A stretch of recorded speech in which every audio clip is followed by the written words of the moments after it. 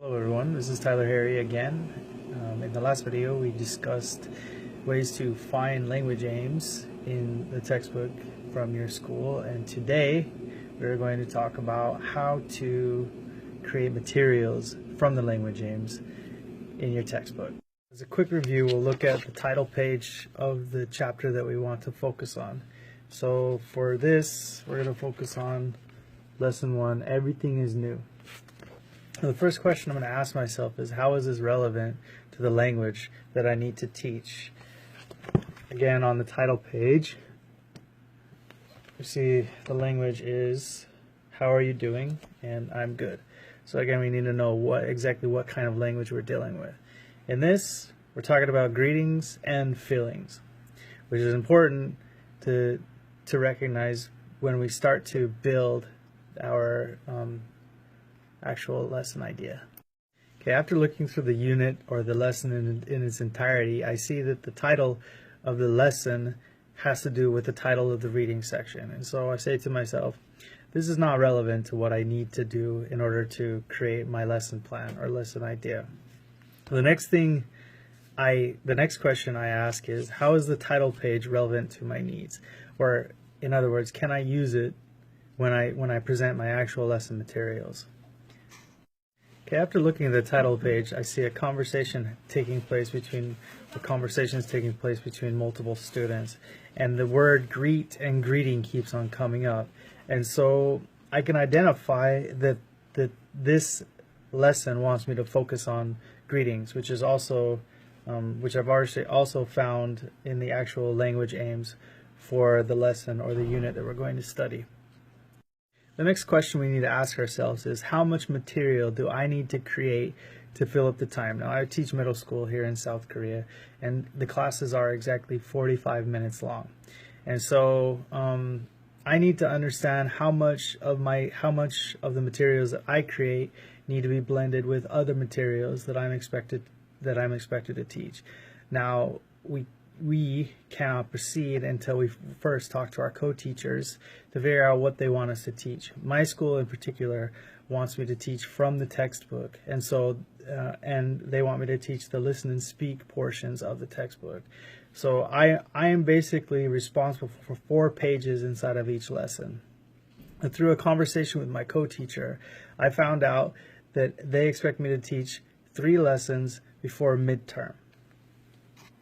All right, in the same conversation, I had a conversation with my co-teacher stating that the midterm would actually be on the 1st and the 2nd of May, which means between now and then, I have precisely,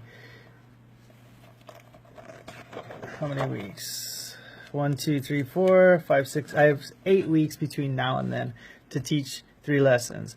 That means that two weeks need to be spent on one lesson and 3 weeks on the others. So I divide my time that way.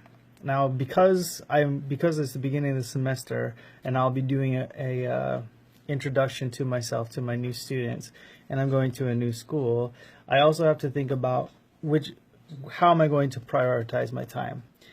So I've decided that I'm going to spend 2 weeks on lesson 1, 3 weeks on lesson 2, and 3 weeks on lesson 3. Now again, this is important because when I'm thinking about how much materials I need to create per lesson or per week, I need to budget my time according to where I want to spend my focus. All right, so when you're creating materials for your student body, there are many ways that you can fail as a teacher, even before you begin a class. And I've learned this through sad experience. And so the next part, I'm going to talk about 5 different ways or 5 questions you need to ask about your lesson before you even create it, or your lesson idea before it's even created. The first one is it overly repetitive? Meaning, is the lesson material the same type of language, the same form of study that you're actually looking at in the book? So is your material basically just a recopy of something that you found in the book?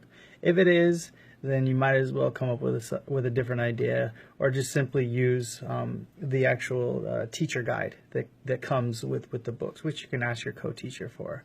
Personally, I don't like to use it because the co-teachers at the school often use those heavily and rely on them heavily for their own reasons.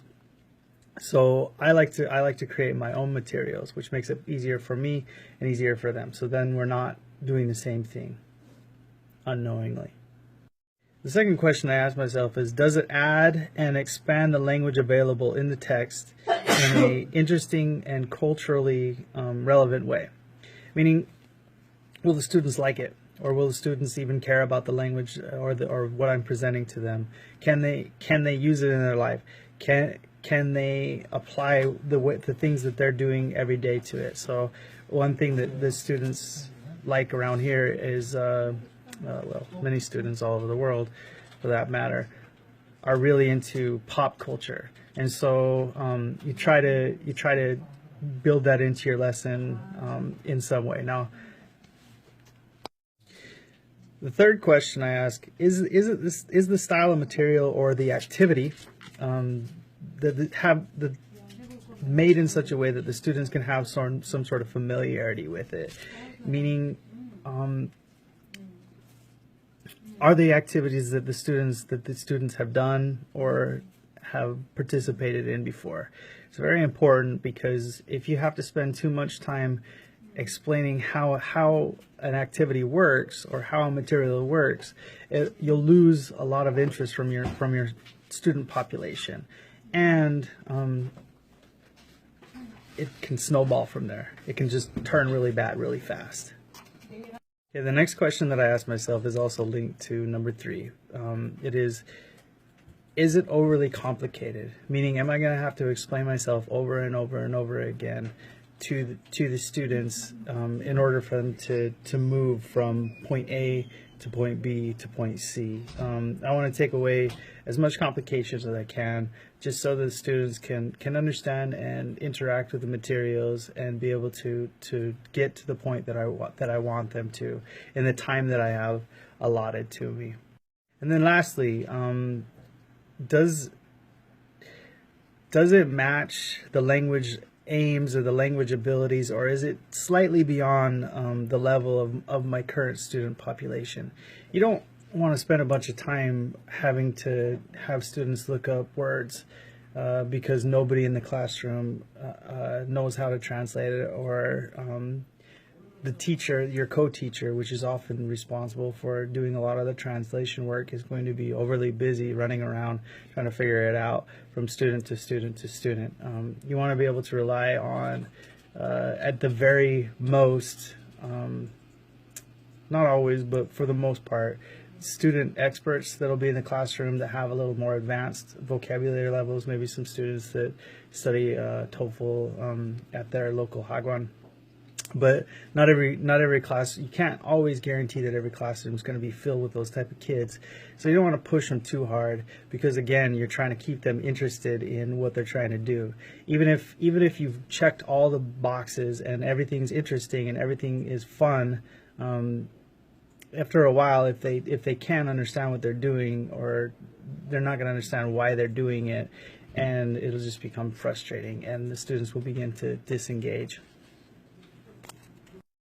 Alright, so as I stated earlier in the video, feelings are central to understanding what we're going to do throughout all of the listen speak portions of all of lesson 1, and so that's where I want to focus the beginning of my lesson, because the lesson materials, because I'm trying to build a repertoire that the students can continue to go back to in order to understand what I'm going to do throughout the unit. So the first thing for me, and I wouldn't always suggest this, is we'll do a PPT that basically introduces some vocabulary, does a quick quiz, and then more quizzing.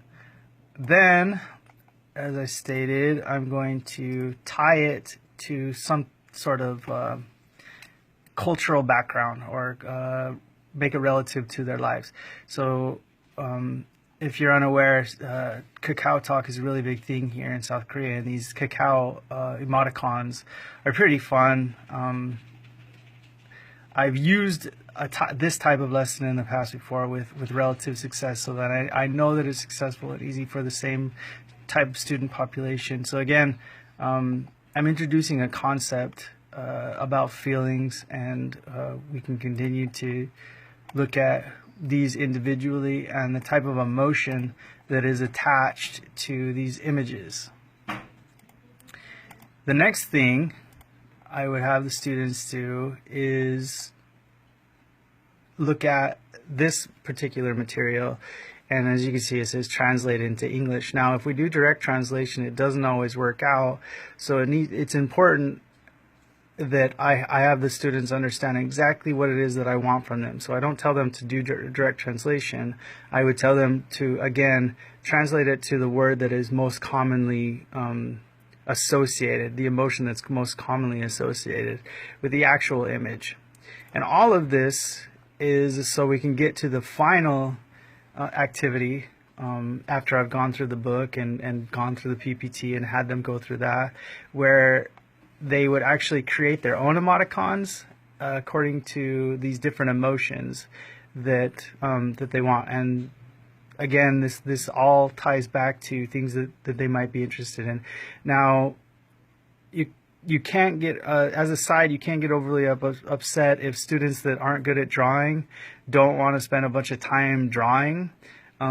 And so you need to keep in mind that there might be students that just do quick stick figures and then disengage. And so you might have to come up with various activities and ideas that you want to do with that particular student population.